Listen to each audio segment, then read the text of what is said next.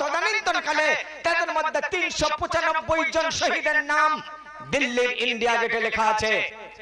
এরা কবে মুছে দিত? কবে মুছে দিত? যেমন অনেক গ্রামের নাম মুছে দিয়ে অন্য নাম দিয়েছে, অনেক রোডের নাম পাল্টে দিয়ে অন্য নাম দিয়ে রোড তৈরি করেছে, অনেক তাদের তৈরি করা অনেক ইমারতের নাম মুছে দিচ্ছে। তাজমহলকে বলছে তেজামহল, বাবা তেজস্বর ওখানে থাকতেন।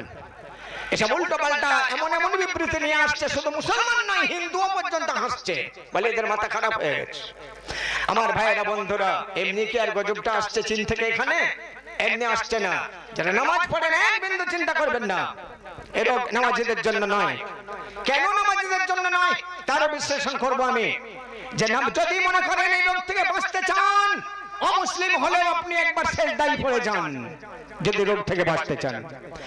আমরা দোয়া করি আল্লাহ যেন এই রোগ আমাদের দিকে না নিয়ে আসায়। হিন্দু মুসলমান ভাই যেন আমরা